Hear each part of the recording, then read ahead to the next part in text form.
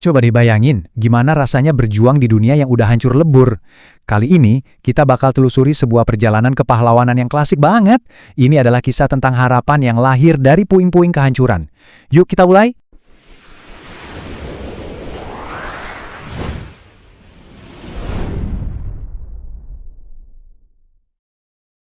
Kalimat ini tuh bukan cuma pembuka biasa ya.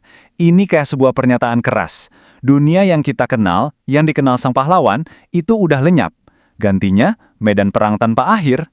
Ini bukan cuma soal bangunan yang runtuh, tapi juga keadilan dan harapan yang ikut hancur. Nah, di tengah dunia yang udah jadi abu inilah muncul satu titik cahaya. Namanya Satrio Piningit. Seorang pemuda yang menolak buat nyerah dan memulai perjalanannya seorang diri, melintasi sebuah lanskap yang bisa dibilang udah mati.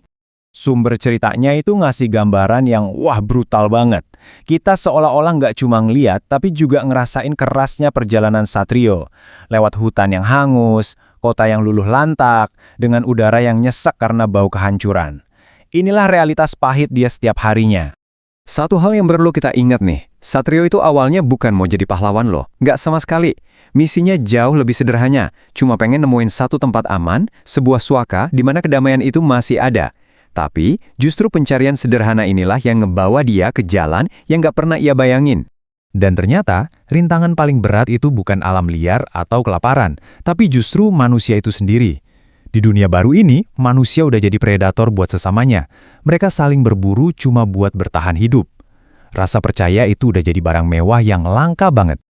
Tapi, setelah perjalanan panjang yang sunyi itu, akhirnya ada titik terang.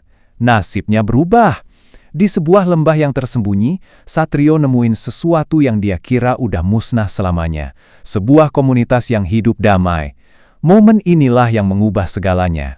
Perbedaannya itu, wah kayak langit dan bumi. Dunia luar yang isinya cuma ketakutan dan perburuan manusia, sekarang diganti sama komunitas yang damai dan saling berbagi. Harapan buat membangun lagi, itu bukan lagi mimpi. Buat Satrio, ini bukan cuma tempat tinggal, tapi sebuah keluarga baru. Inilah hadiah terbesar dari perjalanannya. Akhirnya ya, Satrio diterima dengan tangan terbuka. Ngerasa udah nemuin rumah, dia bisa aja hidup tenang di sana. Tapi, namanya juga cerita kepahlawanan kan, kedamaian itu nggak bertahan lama. Ancaman baru udah mengintai di depan mata. Oke, mereka udah berhasil selamat dari ancaman sesama manusia. Tapi ternyata ujiannya belum selesai. Kali ini yang datang adalah kekuatan yang jauh lebih gede dan nggak terduga. Amukan alam itu sendiri. Coba bayangin, kedamaian yang baru aja mereka cicipi, sekarang terancam lagi. Komunitas yang rapuh ini, satu-satunya benteng harapan mereka, harus berhadapan langsung sama serangkaian bencana yang siap meluluh lantakan semua yang udah mereka bangun susah payah. Dan ini bukan cuma satu bencana loh, tapi datangnya tuh bertubi-tubi. Banjir bandang, gempa bumi dahsyat, tanah longsor, badai tropis, semuanya seakan-akan bergiliran menghantam mereka. Ini benar-benar jadi ujian ketahanan yang sesungguhnya. Nah, di tengah kekacauan inilah karakter asli Satrio benar-benar diuji dan dibentuk. Dia bukan lagi cuma orang yang nyari damai. Dia bangkit jadi seorang pemimpin. Dia yang ngatur evakuasi. Dia yang mimpin pembangunan kembali. Dan yang paling penting, dia ngajarin komunitasnya cara bertahan hidup untuk menghadapi masa depan. Inilah titik balik paling penting dalam perjalanan Satrio. Dia benar-benar berevolusi dari seorang penyintas yang cuma cari aman menjadi sebuah simbol kekuatan yang siap menghadapi ancaman terbesar sekalipun. Ingat ancaman manusia yang dulu dia coba hindari?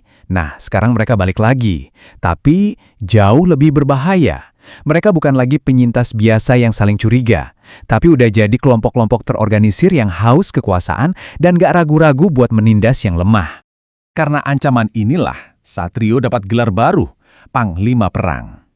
Ini bukan cuma jabatan ya, tapi sebuah mandat untuk menyatukan semua penyintas dan melawan kezaliman. Disinilah momen kebangkitannya sebagai pahlawan sejati.